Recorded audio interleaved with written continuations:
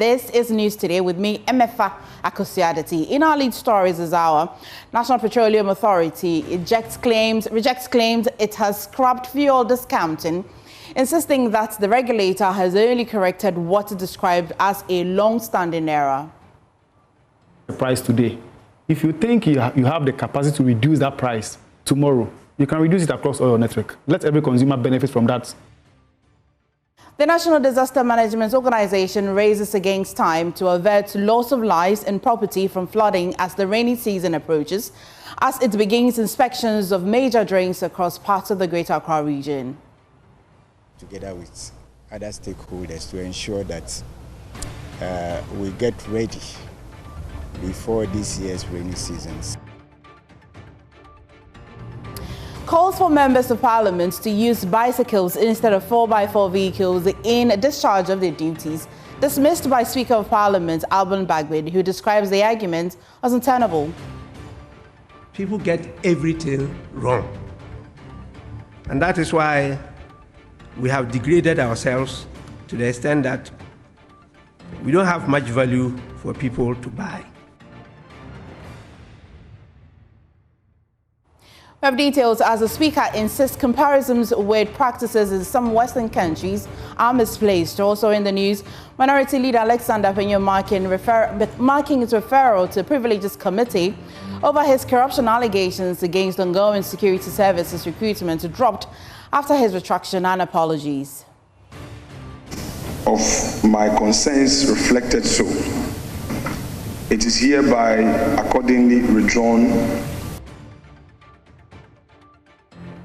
Meanwhile, former NPP chair Freddie Blay has dismissed reports of plans by the party's leadership to remove Penyo marking as minority leader. The caucus that decide that we put this the party. The party makes a decision. The party's prerogative to, as it were, to front the leadership of the party. Is there a plan like that? At the moment, I haven't come out a plan. There's no plan like that. Right.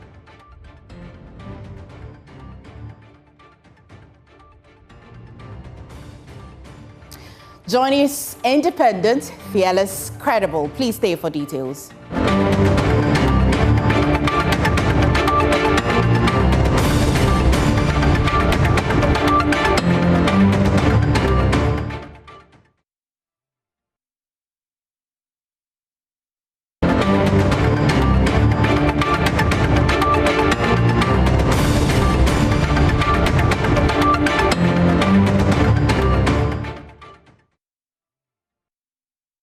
We appreciate your company this afternoon. First in the news, the Chief Executive Officer of the Ghana Chamber of Oil Marketing Companies, Dr. Riverson Oppong, has rejected claims that the National Petroleum Authority, NPA, has scrapped fuel discounting. According to him, the regulator has only corrected what he described as a long-standing error. Speaking on JoyNews' PM Express on Wednesday, he said the public narrative surrounding the directive has been misleading and has overshadowed more important developments within the petroleum pricing space. When I hear that NPA has scrapped discounting, I find that a bit alarming. NPA has not scrapped; they have rectified an error, which I believe is long overdue to be corrected. I don't think that when NPA introduced this discounting regime, it gained that popular stance as scrapping it has done. The whole country is talking about the discount scrapped amidst a more important issue with price hike. And let me say this, the next window will be very interesting. Look forward to that. Next window from 16th of March, Ghana will know what real marketing is. Now, the clarification follows the NPA's decision to halt discounted fuel pricing by oil marketing companies and LPG marketing companies under revised petroleum pricing guidelines expected to take effect from March 16. Under the directive, companies are required to maintain uniform pricing across all their retail outlets, with the price displayed at the pump matching the price submitted to the regulator. Now, the NPA has also warned that selective discounts at specific retail outlets will no longer be permitted. You may call it discount. I think we are all saying different things, the same thing in different ways. Yeah. He's saying it's still a discount. I'm saying it's a price review or a price change. I have 11 cities today. If I think tomorrow I can reduce the price, I just go ahead and reduce the price, but across all my networks. So I don't deliberately say from the onset, if you've noticed what is happening, from the onset, and OMC says our general price is 12 cedis, but these selected stations will sell at 11 cedis, 50 pesos. Why should one consumer cross-subsidize another consumer? Because you have chosen that what was this location? How do you call this area? Abilingpe? Yeah. No, this one. No, this is Kokomlemle. This is Kokomlemle. Yeah. So why should a consumer in Kokomlemle pay 12 cedis and then a consumer in Jowlu pay 11 cedis, 50 pesos? Why can't all of us buying from you pay the same price?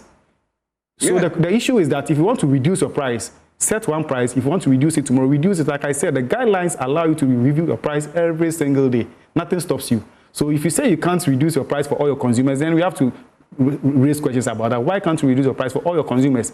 Why should some get a reduction, some pay higher? In other news, the National Disaster Management Organization, NADMO, has stepped up efforts to curb the impact of flooding in the Greater Accra region. Beginning a series of inspections in flood-prone communities, the exercise forms part of the organization's preparations ahead of the rainy season, and it's aimed at ensuring drains are properly desilted and maintained to contain floodwaters and address the region's recurring flooding challenge. The team is being led by NADMO Director General Joseph Bakani Kuyon, alongside other senior officials of the organization, with support from military officers assisting with the exercise. Not the first time we are coming here. Last year we were here with the president of the country himself to have a look at flashpoints of flooding in Accra. And so after the president's visit, we have continuously worked together with other stakeholders to ensure that we get ready before this year's rainy season sets in. I have continuously on many platforms said that my administration's focus is not to react to disaster only. Disaster management is a process. It starts from working to prevent and putting yourself in readiness should any disaster occur. So it is a process and not just an event. So that's the process we have begun. We've been working behind the scenes, which is mostly not catching the media eye because it is not bad news. It only becomes public when the disaster itself strikes. But our focus is to work to ensure that disaster doesn't happen. And even if it's happening, we put ourselves in readiness to be able to surmount it when it occurs. So my inspectorate and operations department have been working tirelessly with various levels of administration, the districts, the MCEs, to ensure that flashpoints are worked on to ensure that when rains come, water has its way and does not stray into people's homes to destroy life and property. So as one of the briefing I've gotten from them, that a lot has been done. But I can't take that sitting in my office, so I have to come round and look at what work has been done compared to what we saw last year. And that's the purpose of today's visit. We are going to various points to ensure that at least we've done some improvement work to put us in better position compared to last year before the rains come. The Speaker of Parliament, Alban Bagbin, has rejected calls for members of Parliament to be provided with bicycles instead of 4x4 vehicles for official duties. According to him, arguments by some senior citizens advocating the move failed to reflect the realities of the Ghanaian contest. He explains that the nature of parliamentary work and the conditions under which Ghanaian MPs operate make such comparisons impractical. We'll hear from the speaker shortly, but first, listen to some Ghanaians who support his position, arguing that the security of parliamentarians in Ghana is crucial and that bicycles are not a viable option. Can't change from the bicycle to motor because they've been enjoying the V8 for a very long time, so it will be very difficult. Oh, for security reasons, it can't change because they will not be comfortable with that. But they should continue with the V8 because they've been using it for a very long time. To me, bicycle is not an appropriate means of transport because of the work schedules and then the loads that they have to do at Parliament. And just imagine someone coming from Insawam using bicycle. I mean, it's a very poor way of getting to Parliament and then to conduct Parliament business. We can now hear from the speaker, who says the arguments by some senior citizens advocating the move fail to reflect the practical realities of the Ghanaian contest. I listened to some of our senior citizens on GTV talking about MPs being given bicycles, not cars or four-wheel drives. The MPs have no problem with being given bicycles because you have been reducing a lot of load from their heads. Because with a bicycle, you know how far you can reach. But it's because of this missing link between Parliament, the MPs, and our citizens that will inform a very senior person to, on TV, call for bicycles to be given to MPs. And when you want to compare, he says, oh, but in UK, we see sometimes Prime Minister riding a bicycle. I'm a Ghanaian. I'm a Dagaba people, and I'm asked to behave and act like a British. People get everything wrong. And that is why we have degraded ourselves to the extent that we don't have much value for people to buy. And so we keep on buying what they have, not what we have. Now, the minority leader, Alexander Afenyomakin, has appealed to the majority caucus to desist from displaying placards bearing the image of former Finance Minister Ken Ofori-Atta on the floor of Parliament. His concerns follow strong reservations expressed by the Council of Elders of the New Patriotic Party and the family of Ofori-Atta over the conduct of some majority members of Parliament who were seen holding up placards with his pictures during the State of the Nation address. Here is the minority leader raising the matter on the floor of Parliament. Then that the colleague is a junior brother of Mr. Ken Ofori-Atta, a former finance minister of this republic. No court has found him guilty. We can do our politics, but to also print his pictures deliberately. And that day, the whole world's attention was on this chamber. I would plead through my friend, the Chief Whip, to ensure that in future, any such action is curtailed, controlled, or stopped by him, so that this House would get the needed peace. Because, Mr. Speaker, if we don't stop it, a certain precedent will be set. Today, the Council of Elders have summoned me, that market. What about the caucus? Ken Ofori-Atta, they carried his picture and call him corrupt. What is MPP also doing? I want to assure the Honorable Duke Ofori-Atta, who has persistently, because I was not in the chamber, he still insisted that the family is so concerned that as a caucus, we have not dealt with this matter, and I had to rush into the chamber to make this plea. I don't intend to litigate it, but I am pleading with the Chief Whip and the leadership of the majority caucus that enough of Ken Ofori-Atta's name in this chamber and and the persecution and the attack on his reputation. He also is a human being, a Ghanaian. He has a wife, he has children, he has extended family, and not the least, he has a brother who is a sitting member with us. Still on the minority leader, Alexander Afenyo-Markin has formally retracted and apologized for corruption allegations he made regarding the ongoing security services recruitment exercise, bringing an abrupt end to a brewing parliamentary standoff.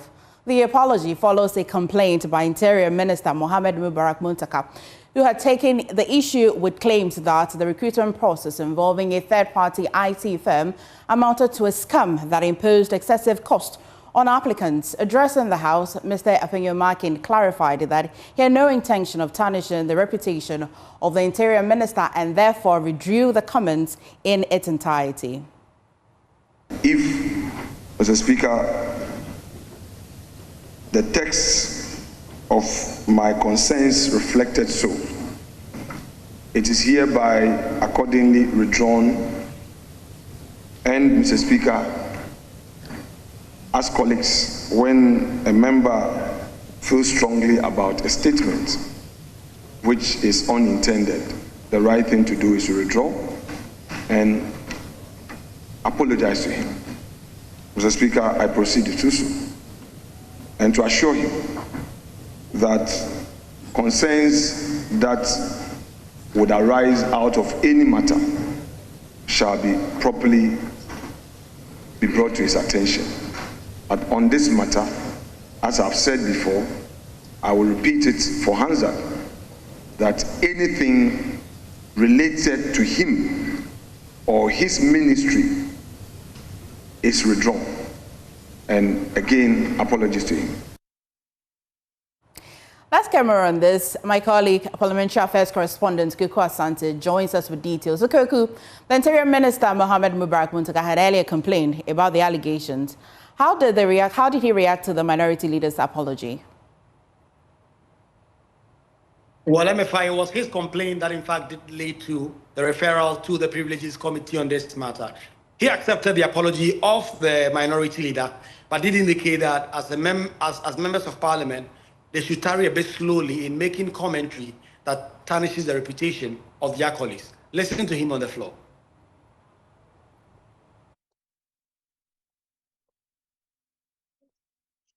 It is painful to be wrongly accused or your action to be misconstrued and be labeled differently from the intention that you have, especially when it's connoted with criminality and heavy wrongdoing. I will be the first to always say that fight for the right thing to be done. Make sure that wrong things are not done. But let's not do it as though we intend to destroy each other. I am heavily hurt and heavily worried. But who am I to say that I'm going to play God and I will not accept it?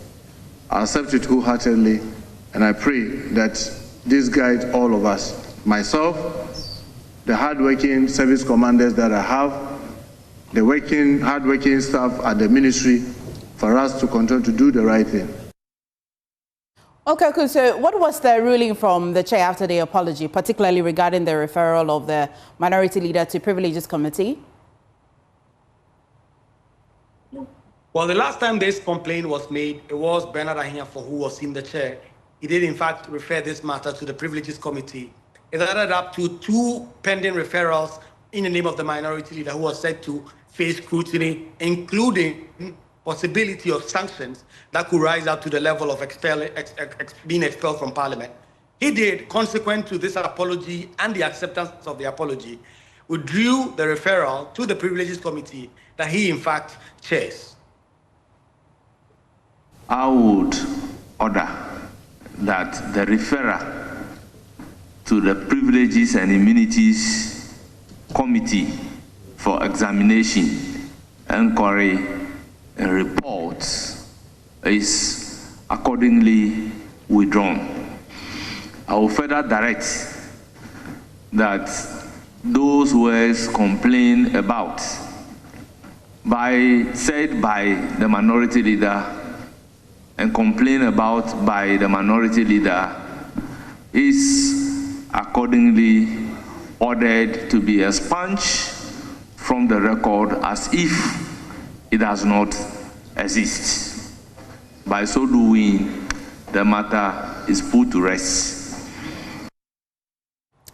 Away from Parliament, onto the NPP. A former national chairman of the New Patriotic Party, Freddie Blay, says the party's leadership is not considering the removal of the minority leader, Alexander Appiah-Markin. There have been widespread reports that Appiah-Markin could be replaced following the election of Dr. Muhammadu Bawumia as the party's flag bearer, amid claims that he did not support the flag bearer's bid. However, speaking to my colleague Gemma Appiah, Mr. Blay dismissed the report, stating that Appiah-Markin has performed well in his role. Where there's a plan being hatched like that, it has not come to my notice at all. It's not even the party, the member, the caucus that decide that we put it this. It's the party. The party makes a decision. The party's prerogative to, as it were, to front the leadership of the party. Is there a plan like that? At the moment, I haven't come out a plan. There's no plan like that. Right. Nobody has even talked to me about it. But the party has the prerogative of doing so when they find us and when the party finds it necessary. Of course, they will take it this. Should he be removed? Why I wouldn't say so now? Why should I say so? Why shouldn't he be removed? Because we put him up and he did quite well, absolutely, trumpeting the party's philosophy and expressing very vigorously the sentiments of the party, Parliament, and even to the public.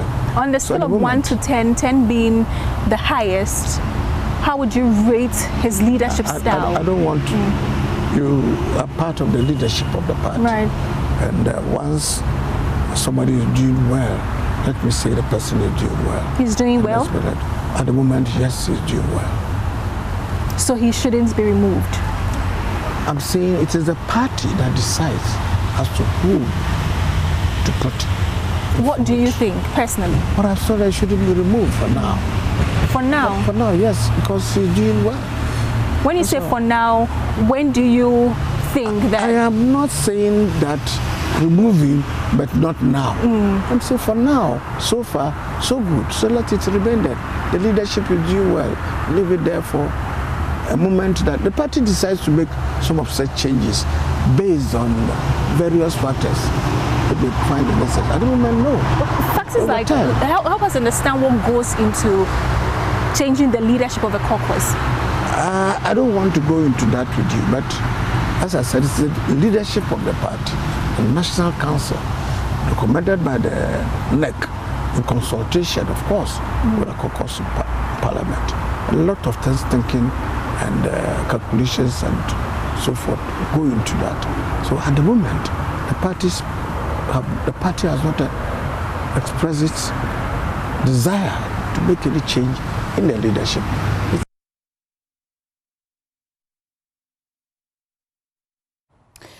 Residents of Wa say, although they welcomed the life sentence handed to serial killer Sharif Abdullahi, who confessed to killing 16 people in the Upper West region and 5 others in the Savannah region, they strongly believe he did not act alone.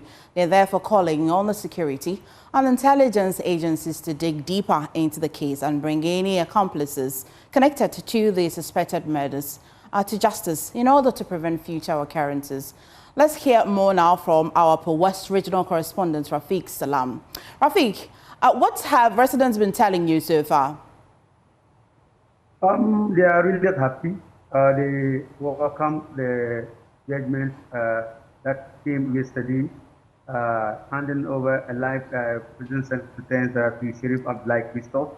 But they are saying as much as they are happy, but they want the security agencies, particularly the police, to go or delve deep into the matter, so that the other people that they think that are connected to this particular suspected murder will also be arraigned before the court and justice brought to them. Because in their view, they are thinking that the manner, the way this incidents or this issue of murders occurred in the Upper West region, that think that it is very sophisticated and it could not be done by one person. So now let's listen to their views on the street of war. Yes, we are not actually happy to the judgment sentences to serve in life in prison. But actually, when it comes to law, it's always critical. So far as he is plead guilty on the court of law, but if not, to our sense of understanding, that series of killing cannot involve in the single person. Yeah, as it states, they told us earlier on that we should all be vigilant. But as investigation was going on, it was not only Serif that they apprehend in the police station. But why is it that we hear nothing about the case? Yes, I'm very happy with the sentence because he pleaded guilty to the act. So that's why I'm happy. So if he's actually the one that committed the act, then I'm happy for the sentence. It will serve as a deterrent if there are other people who are involved in such acts. So it will serve as a deterrent to them. Let's get more, Rafi. So what more do we know about this serial killer? We're told that he's an ex-convict, correct? Yes, we are told that he was somewhere, also handed another prison sentence somewhere around Bole. He tried his creed very well in the Upper West and also in the Savannah region. If you even watch where these incidents occurred in Wa, Doble, some suburbs of the Wa municipality, and also around Bandam, Konta, and then also Demongo.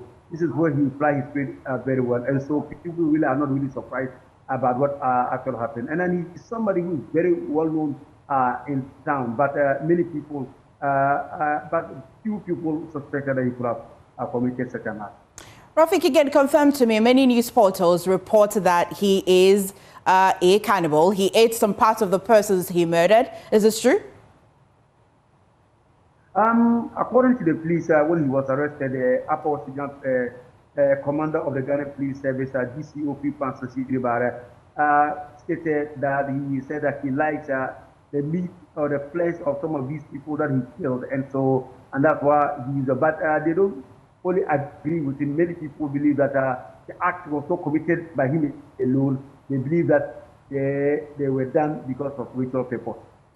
Right, Rafiq, thank you so much for bringing us update from WA. Away from that, the headmaster of Dodi Papasi Senior High Technical School in the KJB district of the OT region, John Mensah da Silveira, has appealed to the government to consider completing a stalled dining and assembly hall project started in 2015 and scheduled for completion in 2016. The current situation in the school is students standing to eat under a structure serving as the dining and assembly hall for over 500 students in the school. There's more in this report. The way we are eating, it's not fair. When it is raining, we eat like that. No dining hall. We need a support. Means to pass. Please, you people for try and help us with dining hall. This is the reality at Dodi Papasi Senior High Technical School in the KJB district of the OT region. The 43-year-old school is still grappling with serious infrastructural deficits such that male students would have to sit at the back of their dormitories or stand under trees to take their meals, while the female students manage the space under the available structure, currently serving as a dining hall for the school. This is just to make room for convenience under this structure. This structure is to hold 585 boarding students for dining and more student numbers for any school gathering, since it is also serving as the assembly hall for the school. The situation, the headmaster is asking government to come to the rescue of the school. While we celebrate achievements and leadership, it is also important to reflect honestly on some of the challenges facing our school. Nana Chairman, currently, the school does not have a well-constructed dining hall or assembly hall. This affects the comfort and welfare of our learners.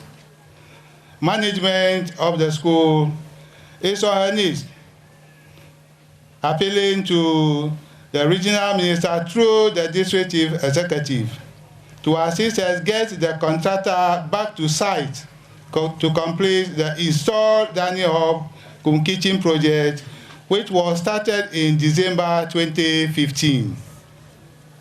The project was initiated to provide a safe and healthy environment for our learners to eat and socialize.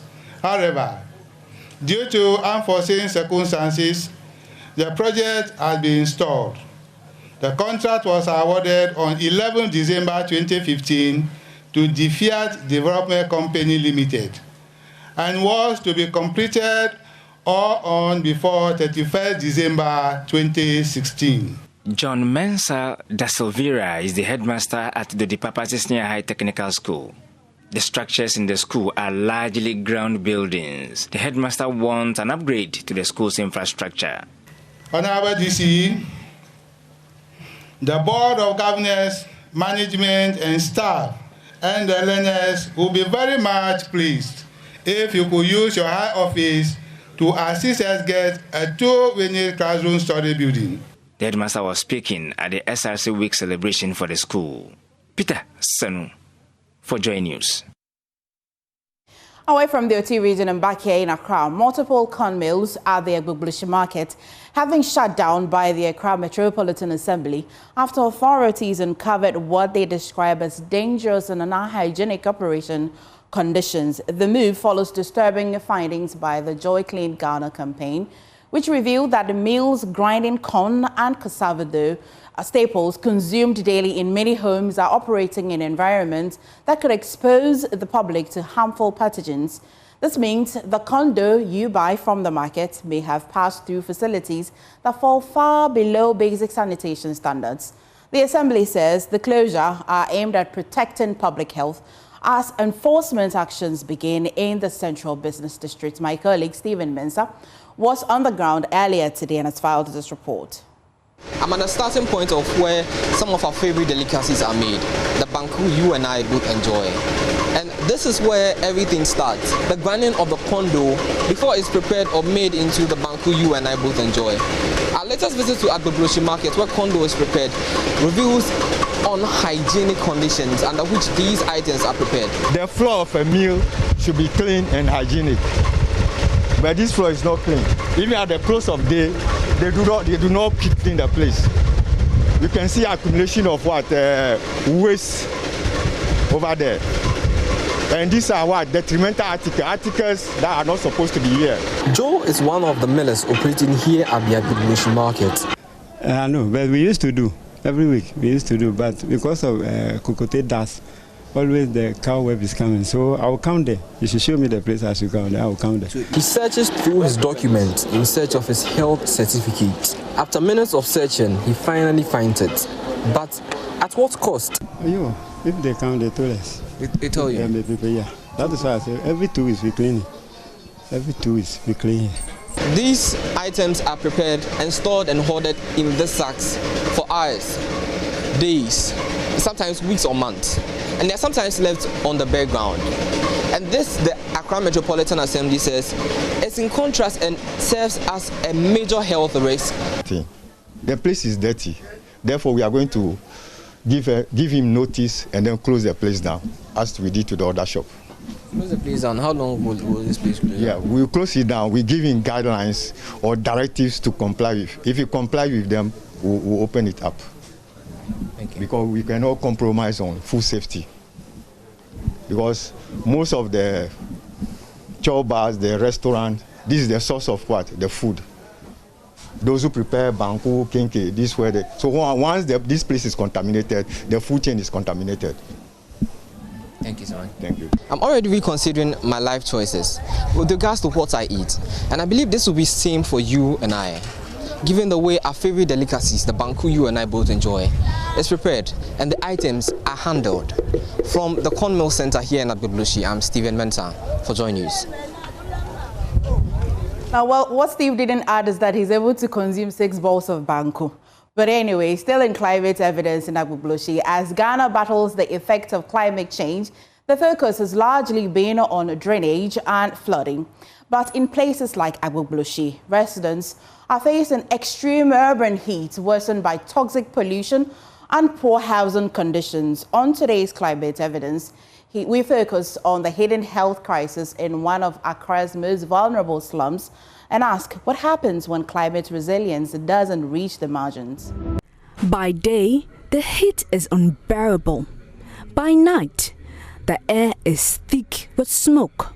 In Agbogbloshie, Accra's notorious slum, climate vulnerability isn't a theory, it's a struggle. While major parts of the city benefit from the Greater Accra Resilient and Integrated Development Project, GARD, this part of town is still waiting. The narrow alleys of Agbogbloshie traps heat like an oven. Temperatures inside rooms can soar beyond safe levels, a silent killer few are talking about. Agbogbloshie is one of West Africa's largest informal e-processing hubs. With little regulation, scrap dealers burn metals daily, releasing toxic smoke into already polluted air. But in Agbogbloshie, shade is rare, trees are few, and promise of climate protection remains far away. For these residents, climate change isn't just about floods or rising sea levels. It's about daily survival under suffocating heat and poison in the air. The children struggle a lot at night. Recently, my child has been affected by a skin disease. I currently sleep at the Cucumber Market. The rent is around 60 cedis per month. We come out to get some fresh air. A 2024 study by Dr. Ebenezer Mankwa from the University of Ghana reveals that urban slums like Agbogbloshie are experiencing a unique heat health burden. A dangerous combination of chronic heat exposure, poor air quality, and limited access to health care. We have installed heat detection devices in rooms and hospitals. For setup, position windows to face each other and orient buildings to allow wind flow, reducing heat impact. Agencies like the Environmental Protection Agency have launched urban greening initiatives in selected guard zones, promoting natural cooling in heat-prone neighborhoods. The EPA encourages Ghanaians to plant trees in their homes. Climate resilience must be inclusive, no one left behind. Agbogbloshie is just one of many forgotten corners in Accra where the cost of climate inaction is already too high. Experts say health-focused, heat-sensitive interventions are urgently needed in such areas, and projects like GARD could be the blueprint. But until action meets urgency, the most vulnerable will remain dangerously exposed. Prince Owusu Asiedu's report read to you. This story is brought to you by JoyNews in partnership with CDKN Ghana, University of Ghana Center for Climate Change and Sustainability Studies, with funding from Claire R4I Opportunities Fund. Now, the medical superintendent of St. Edward Catholic Hospital, Dr. Christopher Anane, has confirmed that 6 persons survived the ghastly accident at Pottery Chrome in the Ashanti region. Of the survivors, 3 have been treated and discharged, while 3 are still under critical conditions, have been referred to the Konfanoti Teaching Hospital and St. John of God Hospital, Eduk Akwanta, for further medical care. Dr. Anane, the death toll remains 16. However, the 6 injured victims currently receiving treatment are responding positively. Apparently, on the spot in the now 5 now omo I expired the actually and so ever count. We were here and they brought 5 bodies. Later they brought 2. All expired later on. 6 people were also brought injured and we treated them to discharge. 3 are on referral. 3 are so your boy call big cock of an option call St. John of God Duan Quanta. Among my friend police for the Omo vehicle by have a form in a coy. The Nipa 7 a day because of money now police and some. Our form a coil. Speaking to Adum News during a visit to the scene, he disclosed that preliminary investigations indicate that the vehicles involved in the crash were traveling from Drobo in the Bono region.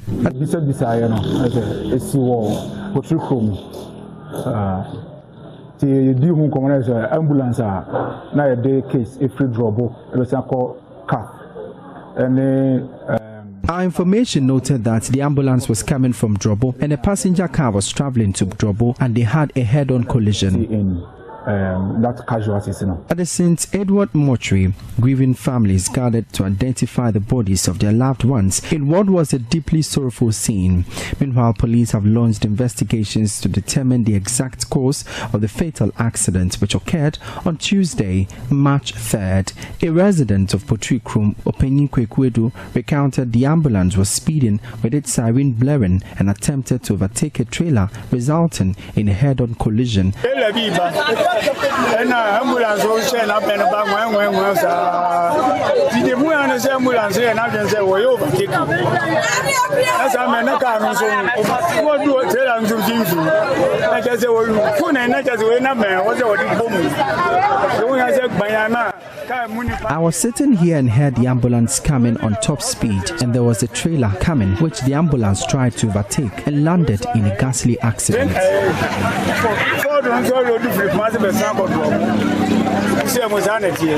Joseph Obin's report for JoyNews. You're watching news today. Winston comes up with some business update.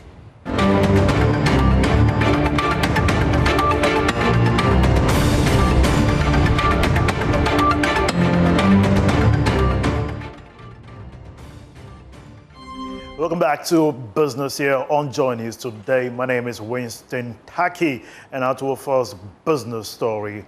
A Court of Appeal judge, Richmond Osei, has urged newly certified alternative dispute resolution practitioners to position themselves as strategic partners in strengthening Ghana's justice ecosystem. Speaking at the graduation ceremony of the Alternative Dispute Resolution, Security and Research Institute, he highlighted ADR as a critical mechanism for improving efficiency in dispute resolution and fostering a stable environment for business confidence and economic growth. Reduce the burden of courts.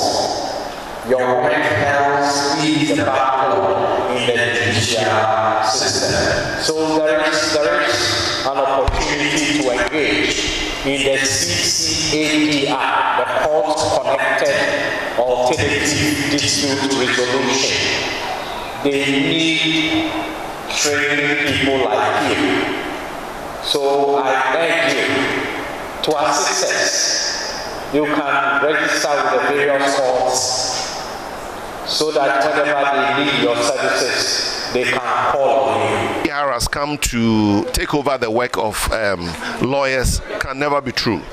You understand? Because we have the ADR Act, which gives the opportunity for people to have alternative resolutions. I think, and so I think I would advise that when people have issues, they look at the ADR concept first before they rush to court. Until now, a lot of people didn't know even maybe there's an alternative dispute angle. So everybody, all we know is, we politicians, go to court. You understand? Going to court, I don't think solves all the problems. That's why when they say ADR, they say win-win, because in the end, everybody gets what they want, one way or the other. That there's a lower level of acrimony, and there's more peace. Government is stepping up effort to link professional education and industry to curb the country's unemployment rate. This is also to ensure that industries can meet the growing demand for skilled labor. Deputy Minister for Education, Dr. Clement Appiah, gave this remark at the 46th graduation and admission ceremony of the Institute of Chartered Accountants Ghana. Here's more. The Institute of Chartered Accountants Ghana, ICAC, has held its 49th graduation and admission ceremony, reaffirming its commitment to professional excellence in accounting and management across West Africa. The ceremony was used to encourage members to uphold integrity and professionalism in their various roles. Speaking on behalf of the Minister for Education, Dr. Clement Appak indicated that government is rolling out several initiatives aimed at promoting diversity in professional education and strengthening skills development across the country. We are intensifying reforms to strengthen professional education across all sectors. We are expanding technical and vocational education and training pathways to integrate seamlessly with professional certification frameworks. We are strengthening collaboration between universities and industry to ensure that curricula reflect emerging global demands. We are investing in digital learning infrastructure to democratize access to professional programs. And we are embedding ethics, analytical reasoning, and communication skills into curricular reforms, because technical knowledge without ethical consciousness is incomplete. Professional education must not only equip you to earn, it must empower you to elevate. Chairperson of the Public Accounts Committee, Agbogbloshie Asare, urged the graduates to position themselves for transformation by continuously upgrading their knowledge and competencies. The world you are entering in is changing rapidly. Technology is transforming the accounting profession. Artificial intelligence, data analytics, automation, and digital finance are redefining the profession. Routine tasks will disappear. Ethical judgment will not. Critical thinking will not, and leadership will not. Therefore, never stop learning. Never stop learning, master technology, stay globally competitive, but serve local needs. The event saw the admission of more than 100 professionals into various accounting disciplines, whilst others graduated after successfully completing their programs at the institute. That's all for business. My name is Winston Taki. Up next is sports.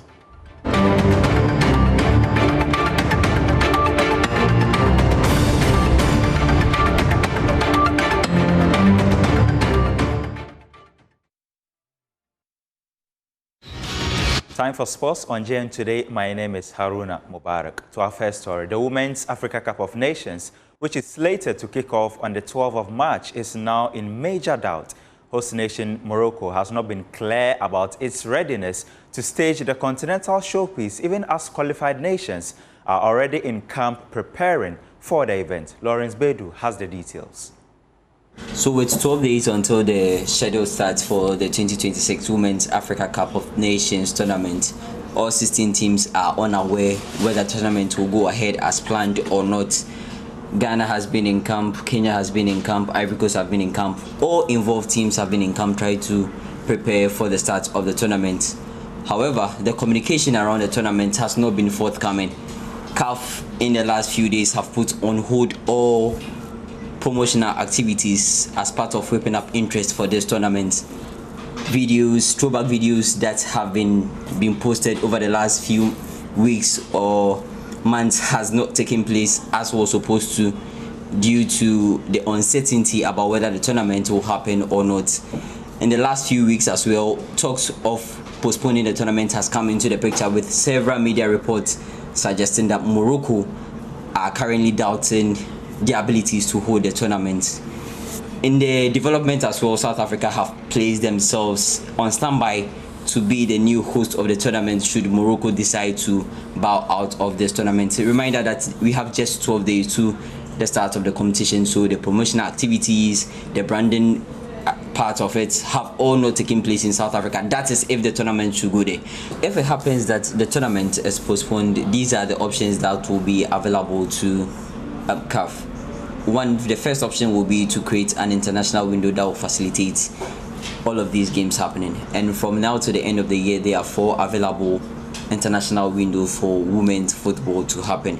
Any of them is not as extended as the agreed one with FIFA, for the 2026 Women's AFCON, which was supposed to run from 17th of March to the 3rd of April. So one will be creating a window, an extended window for it to happen. That will have to be in collaboration with FIFA to also stamp those agreed dates for the tournament to happen, and that will also mean that speaking to the clubs to release the players to come down and have this continental tournament take place.